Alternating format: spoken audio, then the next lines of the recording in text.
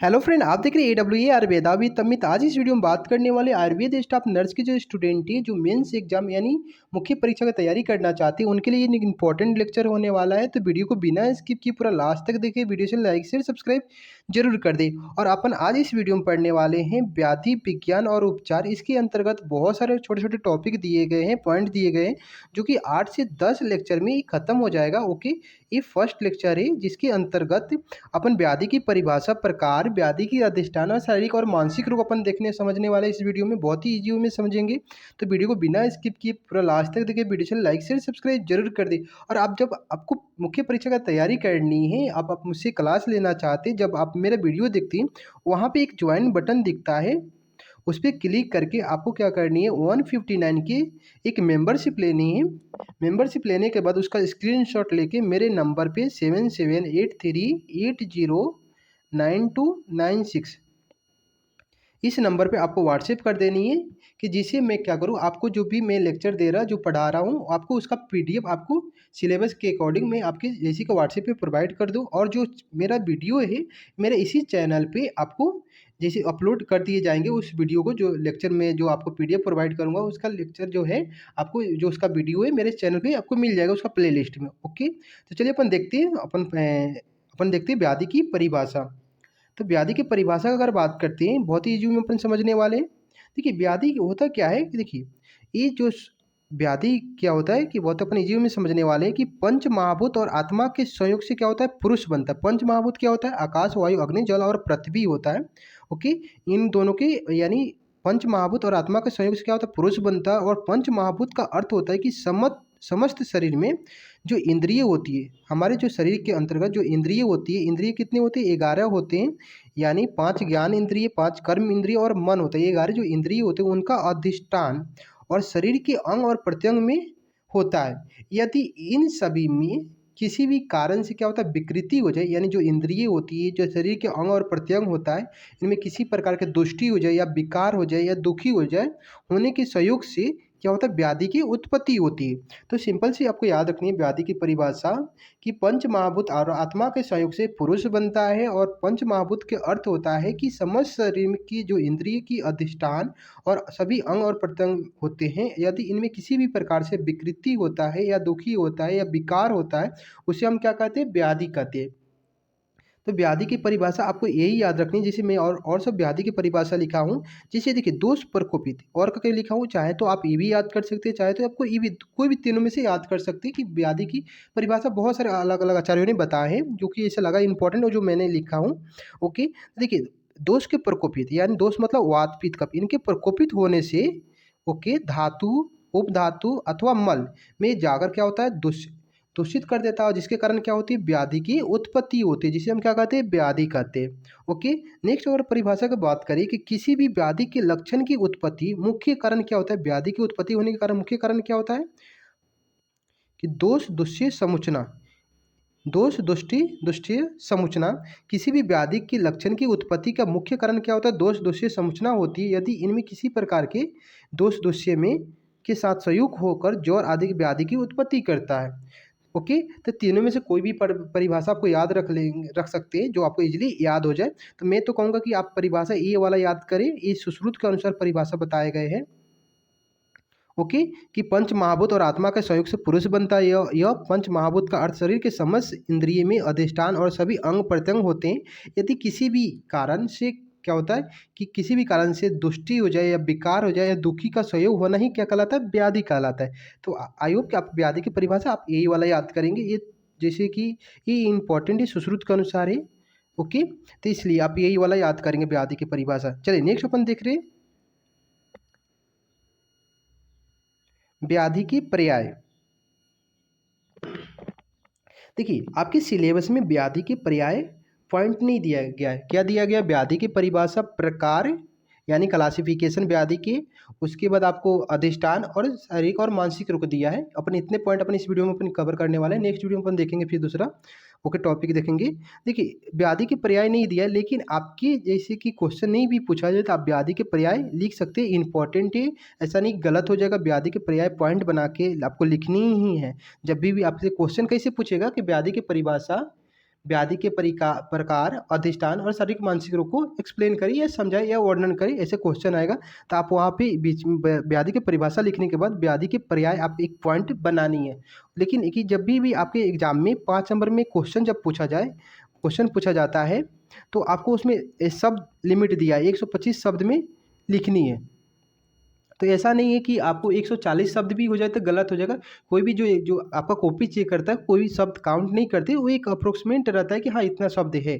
Okay, तो आपको मगर फिर भी आपको पॉइंट बनानी है, व्याधि के पर्याय लिखनी ही है। जब भी ऐसा क्वेश्चन पूछा जाए कि व्याधि की परिभाषा, व्याधि के प्रकार और अधिष्ठान और शारीरिक और मानसिक रोग का समझाए, तो ओके उसमें एक क्या करनी है, आपको व्याधि की पर्याय लिखनी ही है। चलिए अब समझते हैं कि व्याधि के आचार्य चरक का अनुसार क्या है। व्याधि के पर्याय बताए गए कि डिफरेंट टाइप के पर्याय बताए गए हैं।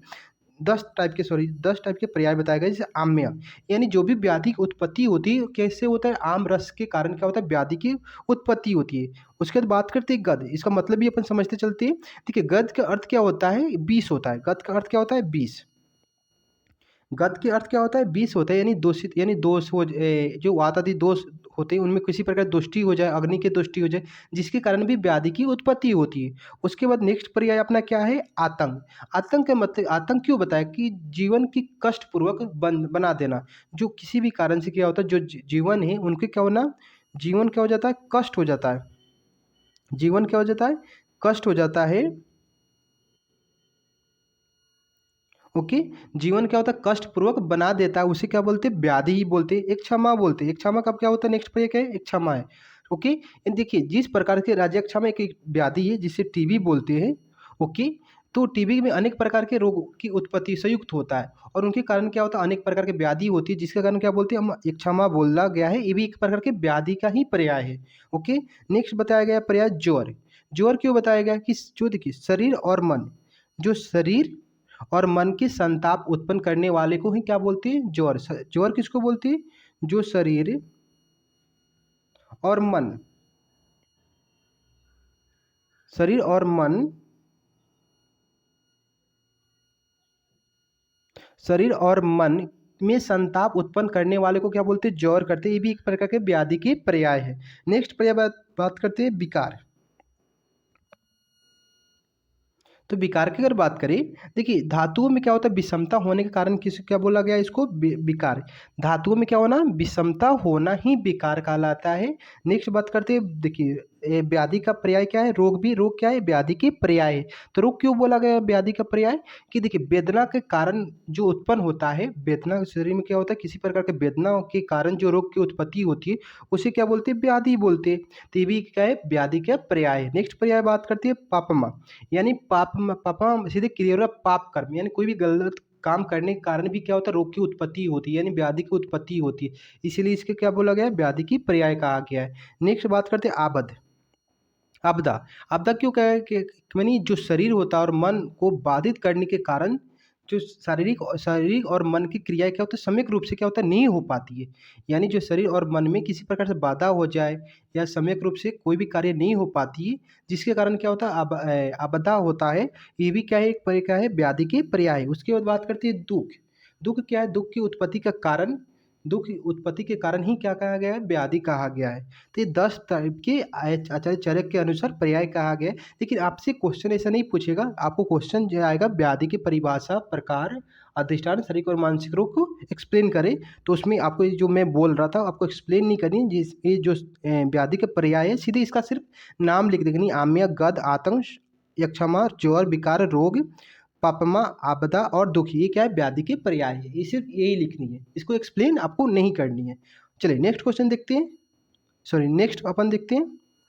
नेक्स्ट अपना है अपन रोग के वर्गीकरण, यानी रोग के वर्गीकरण का है या व्याधि के वर्गीकरण का है। ओके, क्योंकि रोग क्या है, व्याधि का पर्याय है। तो अपन चरक के अनुसार व्याधि की वर्गीकरण देखते हैं। और एक भेद वाले व्याधि की अगर बात करें, एक भेद वाले कौन कौन सा व्याधि होते हैं, तो दुख सामान्यता और रुख सामान्यता, ये क्या है, एक एक भेद होते हैं। ओके, तो दुख सामान्यता का मतलब होता है, दुख सामान्यता का मतलब होता है कि देखिए जितने प्रकार के जो व्याधि है किसके कारण होते हैं, दुख के कारण ही होते हैं। और जितने भी, रुख का मतलब होता है रुजा, रुख का मतलब क्या होता है, रुजा। ओके, जितने सभी प्रकार के जो व्याधियां होती है रुजा के सामान्य सामान्य से मिलती है। ओके, तो क्या एक भेद से कितने भेद बताए गए? एक भेद वाला दो के सामान्य और रुख सामान्य क्या है? एक भेद से वर्गीकरण किया गया है। अब देख रहे हैं दो ही भेद से, दो ही भेद से अपन क्लासिफिकेशन देख रहे हैं व्याधि की। तो दो भेद से अगर बात करें, जिसमें से प्रभाव भेद से बताया गया है कि प्रभाव भेद से कितने होते हैं, साध्य होता है और असाध्य होता है। प्रभाव भेद से कितने भेद बताए गए व्याधि के? दो बताए गए, एक साध्य होता है एक असाध्य होता है। नेक्स्ट अपन देखते हैं बल भेद से। तो बल भेद से बात करें तो बल भेद से कितने होते हैं व्याधि के भेद? दो होते हैं, मृदु होता है और दारुण होता है। नेक्स्ट अपन देखते हैं व्याधि के अधिष्ठान। तो व्याधि का अधिष्ठान की बात करें तो व्याधि के दो अधिष्ठान, व्याधि अधिष्ठान भेद से अगर बात करें व्याधि के कितने होते हैं? दो होते हैं, शारीरिक और मानसिक होता है। देखिए अब यहाँ पे थोड़ा सा समझना कि देखिए शारीरिक जो बताया गया है, शारीरिक व्याधि कौन सा होता है? वात पित्त कफ। ये क्या है? एक दोष है। वात पित्त कफ क्या है? दोष है। और इनमें किसी भी प्रकार से क्या हो जाए? दुष्टि हो जाए। वात पित्त कफ में किसी भी कारण से क्या हो जाए? दुष्टि हो जाए तो क्या होगा? आपको शारीरिक रोग की उत्पत्ति होती है। क्या होती है? शारीरिक रोग की उत्पत्ति होती है। यानी जो शारीरिक दोष होते हैं, शारीरिक दोष वात पित्त कफ में, इनमें किसी भी प्रकार से दुष्टि हो जाता है, जिसके कारण क्या होता है? शारीरिक रोग की उत्पत्ति होती है। समझना अच्छे से, क्यों बता रहा हूँ आगे मैं आपको समझाऊंगा। उसके बाद बात करते हैं मानसिक रोग। मानसिक रोग कौन से? मानसिक सबसे पहले आपको पता होना चाहिए मानसिक दोष कौन सा होता है। तो मानसिक दोष की बात करें रज और तम होता है। रज और तम में क्या है? मानसिक दोष है। दोनों क्या है? मानसिक दोष है। और इनमें किसी भी प्रकार से क्या होता है? दुष्टि हो जाए, इनमें किसी भी प्रकार से अगर दुष्टि हो जाए तो क्या होगा आपको? तो मानसिक रोग की उत्पत्ति होती है। क्या होती है? मानसिक रोग की उत्पत्ति होती है। तो यहाँ पे क्लियर हो जाना चाहिए आपको कि मानसिक रोग क्या होता है। यानी रज और तम मानसिक रोग होता है, और वात पित्त कफ का होता है शारीरिक रोग होते हैं। इनके कारण क्या होता है? शारीरिक रोग की उत्पत्ति होती है। और मानसिक रोग के कारण, मानसिक रोग के कारण क्या है? रज और तम होता है। तो ये समझ में आ गया होगा कि अधिष्ठान भेद से कितने, अधिष्ठान भेद से व्याधि के दो भेद बताए गए, शारीरिक और मानसिक होता है। नेक्स्ट बात करते हैं निमित्त भेद से। निमित्त भेद से बात करें तो ये एक गलत है। यहाँ पे आपको लिखनी, याद रखनी है स्वधातु, स्वधातु वैषम्य। निज भी चलेगा, लेकिन आपको याद रखनी है, आपकी जब बुक पढ़ेंगे तो उसमें आपको वैषम्य दिया है।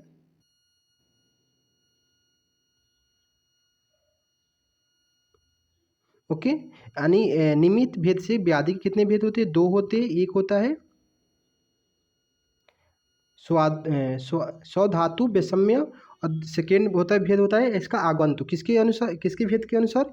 आगंतुक भेद से दो भेद बताए गए, स्वधातु वैषम्य और आगंतुक होता है। नेक्स्ट अपन देखते हैं भेद आशय भेद से। आशय भेद से व्याधि के कितने भेद बताए गए? दो भेद बताए गए हैं। आमाशय समुत्थय, जिसे क्या बोलते हैं? समरोग बोलते हैं, सांप रोग। उसके बाद पक्वाशय समुत्थय, जिसे निराम रोग है। ओके। तो आशय भेद से कितने व्याधि के भेद होते हैं? दो भेद होते हैं, आमाशय और पक्वाशय होता है। देखिए आमाशय में क्या होता है? आमाशय समुत्थय, इसको थोड़ा सा समझते हैं। देखिए आमाशय में क्या होता है कि आमाशय के ऊर्ध्व, आमाशय के आमाशय के ऊर्ध्व और अध तथा आमाशय के ऊर्ध्व और अधो भाग में क्या होता है? आश्रय कर लेता है, जिसके कारण क्या होता है कि आपको वातज, सॉरी, कफज और पित्तज, पित्तज रोग की उत्पत्ति होती है। और पक्वाशय में किसके कारण? पक्वाशय जो होता है किस कारण, किसके कारण रोग की उत्पत्ति होती है? आपको वातज रोग के कारण क्या होता है? पक्वाशय में क्या होता है? पक्वाशय में क्या होता है? मगर पक्वाशय में आश्रय बनाकर, पक्वाशय में जब आश्रय बनता है तो कौन सा रोग की उत्पत्ति होती है? वातज रोग की उत्पत्ति होती है। और आमाशय में क्या होता है? ऊर्ध्व और अधो भाग में जब आश्रय लेता है तो कौन से दोष की उत्पत्ति होती है? तो कफज और पित्तज रोग की उत्पत्ति होती है। लेकिन आपको सिर्फ क्या याद रखनी है? आशय भेद से दो भेद बताए गए, आमाशय समुत्थय और पक्वाशय समुत्थय। चलिए नेक्स्ट अपन देखते हैं हेतु भेद से।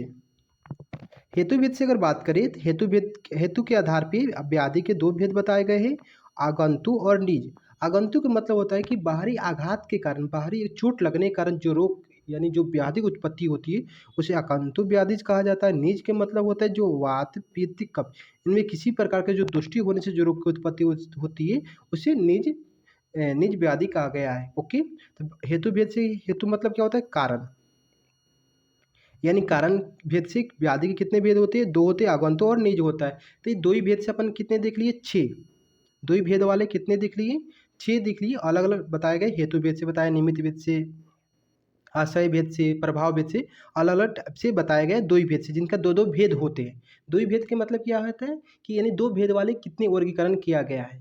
ओके, और एक भेद से कितने देखे? दो देखे, सुख, दुख, दुख सामान्य और रुख सामान्य। ओके, वो एक भेद से था, लेकिन दो भेद से कितने देख लिए अपन? 6 देख लिए।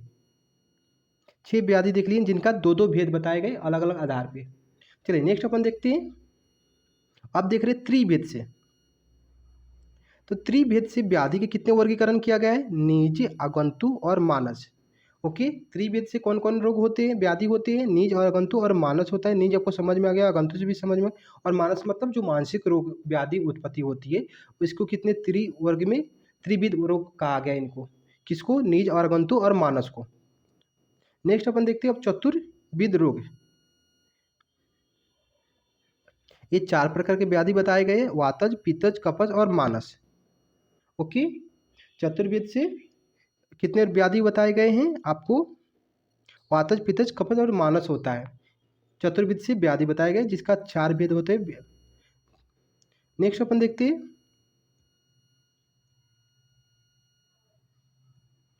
आचार्य सुश्रुत ने, ये इंपॉर्टेंट याद रखना, प्रयोजन भेद या निदान भेद से व्याधि के 4 भागों में बांटा गया है। आगंतुज, शारीरिक रोग, मानसिक रोग, स्वाभाविक रोग। ओके, आचार्य सुश्रुत के अनुसार, आचार्य सुश्रुत ने प्रयोजन भेद से कौन से भेद से? प्रयोजन भेद से या निदान भेद से आपको क्वेश्चन पूछ दे, प्रयोजन और निदान भेद से व्याधि की वर्गीकरण कितने भागों में बांटा गया है आपको? आगंतुज रोग, शारीरिक रोग, मानसिक रोग और स्वाभाविक रोग। ओके, चलिए नेक्स्ट अपन देखते हैं। वो जो भी अपन देखे हैं यहाँ समझना, इसके ऊपर यानी सुश्रुत के ऊपर, इसके ऊपर जितने भी व्याधि दिखे थे जो चरक के अनुसार था, लेकिन यहाँ से अपन सुश्रुत के अनुसार स्टार्ट कर रहे हैं। अब सुश्रुत के अनुसार देख रहे हैं, तो सुश्रुत के अनुसार त्रिवेद के अगर वर्गीकरण का बात करें, जबकि चरक जी ने त्रिवेद से कौन सा रोग बताया था? निज, आगंतु और मानस बताया था। जबकि सुश्रुत जी ने त्रिवेद से वर्गीकरण क्या किया? आध्यात्मिक, आदि भौतिक और आदि दैविक। सुश्रुत के अनुसार क्या है कि आदि आध्यात्मिक, आदि भौतिक और आदि दैविक। इसको अच्छे से समझना, क्योंकि इस पे एक और मैं वीडियो बनाने वाला हूँ, क्योंकि कभी क्वेश्चन आ जाता है कि परिभाषा व्याधि की परिभाषा लिखते हुए सप्तविध का वर्णन करें। क्या? सप्तवर्ग का वर्गीकरण करें। बहुत ही इंपॉर्टेंट क्वेश्चन है। आध्यात्मिक भेद, आध्यात्मिक, आदि भौतिक और आदि दैविक। आचार्य सुश्रुत ने आध्यात्मिक, आदि भौतिक रोग और आदि दैविक रोगों को पूर्णों कितने वर्ग में? 7 वर्ग में बांटा, विभाजित किया। इसलिए इंपॉर्टेंट हो जाता है, और इससे क्वेश्चन पूछेगा। कैसे पूछेगा? मैं जब इसकी नेक्स्ट लेक्चर में वीडियो बनाऊंगा तो आपको बता दूंगा। क्वेश्चन आएगा कि व्याधि की परिभाषा लिखते हुए, व्याधि की परिभाषा लिखते हुए सप्त वर्गों का विभाजित करें, सप्त व्याधि का वर्गीकरण करें। ऐसा क्वेश्चन आ जाएगा 5 नंबर में, जो कि मैं नेक्स्ट वीडियो में बताऊंगा। अब ये 7 वर्गों में बांटा गया, कौन कौन सा व्याधि होता है वो भी देख लेते। तो आपको सिर्फ नाम अभी इस वीडियो में याद रखनी है कि ये जो होता है, ओके, ये जो बताया गया है, ये इसको बोला गया आध्यात्मिक।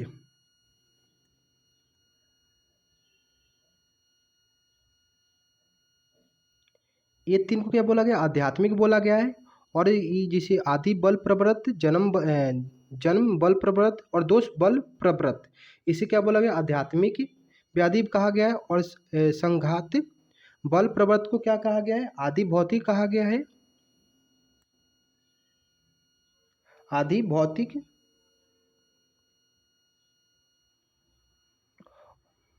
ओके।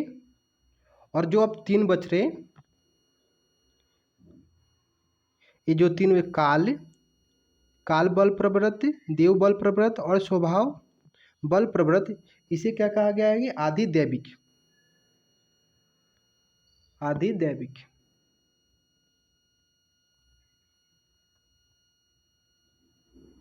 ओके। तो ऊपर का जो 3 था वो क्या था, आदि आध्यात्मिक था, और जो 4th नंबर था ये क्या था आपको, आदि भौतिक था, जबकि नीचे जो 3 है क्या, आदि दैविक। इसके बारे में मैं पूरा नेक्स्ट वीडियो में पूरा डिटेल में समझाऊंगा इसको अलग से, क्योंकि ये इंपॉर्टेंट है क्वेश्चन। यही सा हो सकता है कि आपका पूछ दे कि व्याधि की परिभाषा लिखते हुए सप्तवर्ग का विभाजित करें, सप्त व्याधि का विभाजित करें, तो सुश्रुत के अनुसार ही लिखनी है, जो कि मैं नेक्स्ट वीडियो में आपको समझाऊंगा। चलिए नेक्स्ट अपना पॉइंट था सिलेबस के अनुसार, अधिष्ठान। क्या था, व्याधि की अधिष्ठान। तो व्याधि का अधिष्ठान कहाँ पे होता है, शरीर और मन। जस्ट अपन ऊपर एक क्लासिफिकेशन देख रहे थे तो वहीं पे देखे थे अधिष्ठान क्या होता है, शारीरिक और मानसिक होता है, नहीं शरीर और मन होता है। व्याधि का अधिष्ठान कहाँ पे क्वेश्चन पूछ दे तो क्या लिखनी है, शारीरिक और शरीर और मन होता है। लेकिन एक और होता है वेदना का अधिष्ठान। वेदना का अधिष्ठान क्या बताएगा, शरीर मन और इंद्रिय, और इसमें इंद्रिय ऐड कर देते हैं तो क्या हो जाएगा, व्याधि की वेदना का अधिष्ठान हो जाएगा। लेकिन व्याधि का अधिष्ठान क्या होता है, शरीर और मन होता है। ओके। चलिए नेक्स्ट अपन देखते हैं। नेक्स्ट अपना पॉइंट था शारीरिक, जो क्लासिफिकेशन में ही बताया था कि शारीरिक रोग कौन सा होता है, वात पित्त कफ। देखिए इनके दुष्टि होने का, वात पित्त कफ के दुष्टि होने के कारण, इनमें किसी प्रकार का दुष्टि होने के कारण कौन सा रोग की उत्पत्ति होती है, शारीरिक रोग कहा गया है। वात पित्त कफ के दुष्टि होने के कारण क्या होता है, शारीरिक रोग की उत्पत्ति होती है। नेक्स्ट बताया था उसमें क्लासिफिकेशन में कि मानसिक रोग क्या होता है, रज, मानसिक दोष क्या होता है, रज और तम होता है। ये क्या है, दोष है, क्या है, दोष। और इनमें किसी भी प्रकार से दुष्टि होना, इनमें क्या होना, दुष्टि हो जाना, जिस रज और तम में दुष्टि होने के कारण क्या होता है, मानसिक रोग की उत्पत्ति होती है। ओके, आई होप कि आपको समझ में आ गया होगा। और वीडियो अच्छा लगता है तो जरूर आप मेरे चैनल पे ज्वाइन करके अब मेंबरशिप ले सकते हैं, और मेरे नंबर पे आपको व्हाट्सएप करके 7783809296, इस नंबर पे आप व्हाट्सएप करके आप जैसे क्लास शुरू कर दे, पढ़ना शुरू कर दे, और आपको पूरा जैसे कि आपके सिलेबस के अकॉर्डिंग पीडीएफ प्रोवाइड कराएंगे, और आपके जो मेंस एग्जाम में उससे पहले पूरा सिलेबस आपको कंप्लीट करके मैं दूंगा। तो जल्दी जल्दी आप ज्वाइन करके अपना पढ़ाई शुरू कर दे। थैंक यू, फिर मिलते हैं नेक्स्ट वीडियो में।